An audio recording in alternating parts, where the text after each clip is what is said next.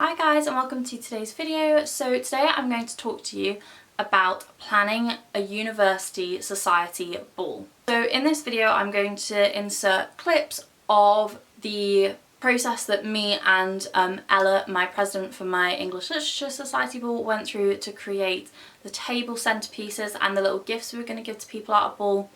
Obviously, because of the current situation with the virus, our ball couldn't go ahead, but I was on the committee last year as well when we also organised a ball, so I do know how to plan it, and it was all planned, but it had to be cancelled this year. But it was basically done and ready to go. So if you want to know how to plan a society ball, then do keep watching. So the first thing you want to think about when you're planning a society ball is how much you want to charge your members for the ball, so that you know your budget for the ball, and then you can kind of look at venues. So personally, because we always have our English literature ball in the National Museum in Cardiff, we already knew the budget of the venue and the price that we'd had tickets previously so that we could afford the ball, if that makes sense. So we set our ticket prices at the same as the previous year, and we picked the same venue, and the prices had changed slightly on the venue. They were slightly more expensive in terms of wine, but this is a tip that I have if you're watching this at the beginning of the year, before you've had any events, before you've planned your ball, is we spend the whole year doing events that we charge a few pounds for to make money for the alcohol at the ball. So everyone's ticket price covers their food and the cocktail reception that we do. But then the society pays for the wine, because wine is really expensive, and most places you can't bring in your own wine, and if you do, you're going to pay corkage, which is going to be a similar price, or if not more expensive than the wine that the venue is offering you. And that's a really big tip, I'd say, is we literally spent no money all year. We made money, and we were going to use that money for, the wine and also decorations, because the ticket price didn't cover decorations either, and it's up to us to decorate the venue. Another thing about decorations, it's also important to think about your other costs. So you may want a photographer. This is kind of an expected thing at balls, so you kind of want to make sure you find a photographer. We used like a local lady in Cardiff who was amazing last year, and like was really fast turnaround, not too expensive, like very well priced. And then we don't even hire that for the whole time, because a lot of time people are sitting down and eating, so we have her at like the beginning when people are coming in and have nice photos with their friends. Again, the decorations, you want to decide what you want to do for decorations, whether you want table centerpieces, whether you want like place cards, everyone's name's going to be on a place card where they're sat, and if you want to give people like little gifts. But this year we decided to go with a Grimm's fairy tale theme. That's another thing, you want to think of a theme.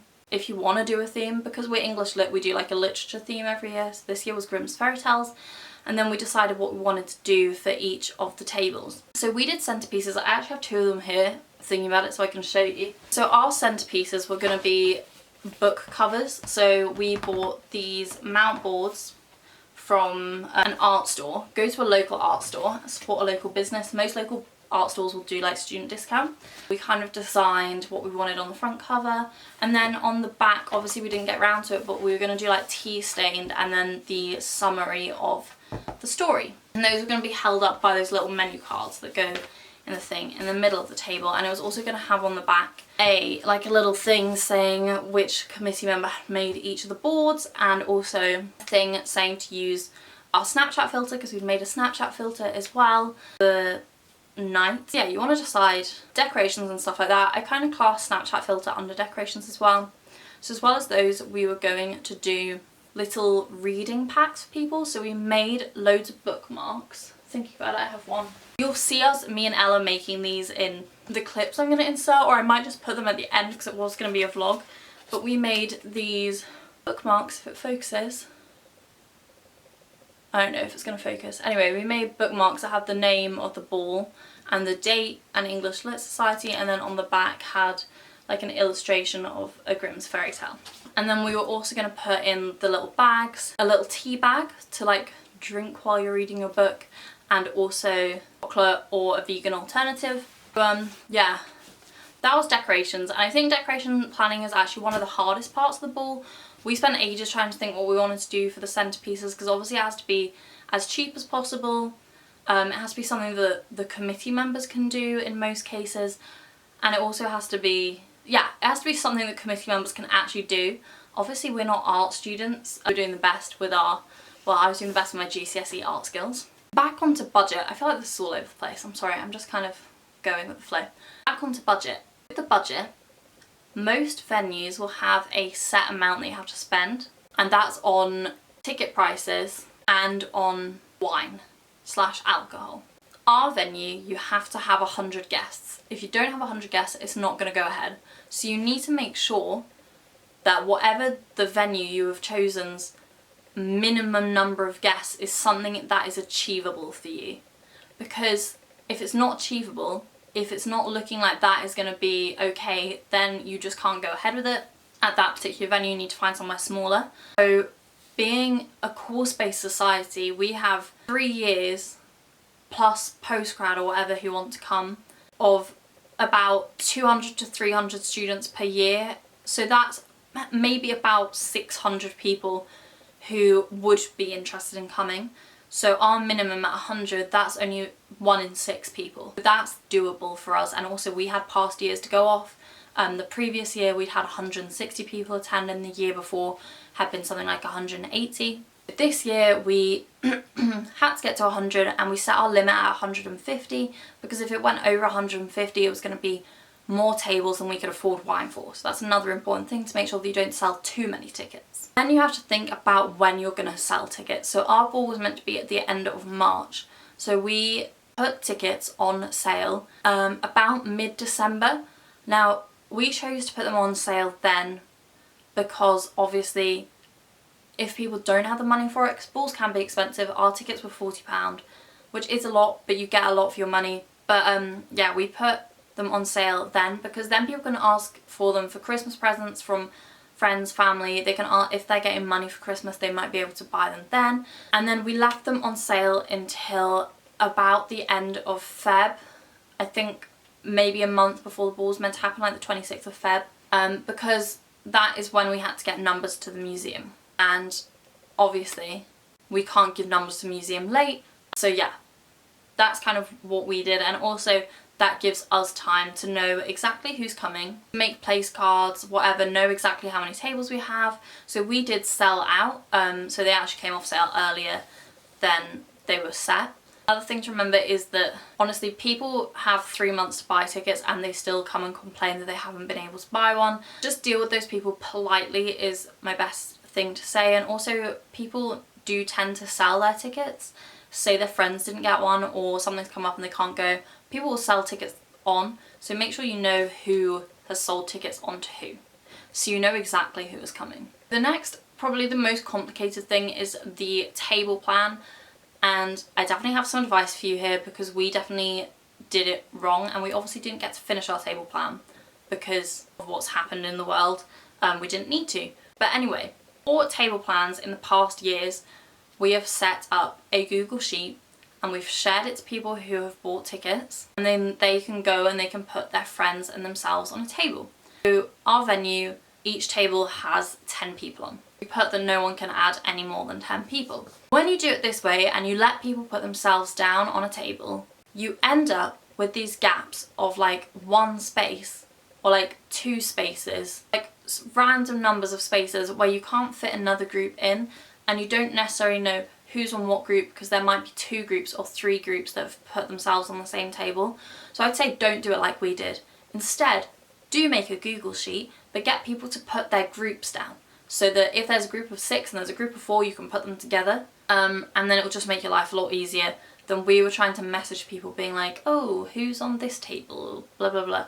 Another thing to be warned about is that people will put their names down on tables even if they haven't bought a ticket. We had to message so many people to find out who were legitimate +1s of people who bought tickets and who were just being annoying and put their names down on the table anyway. Most people were polite about it and they were like, oh, we were hoping we'd be able to buy a ticket off someone, so we put our names down just in case. Remove those people from the spreadsheet once you've done that.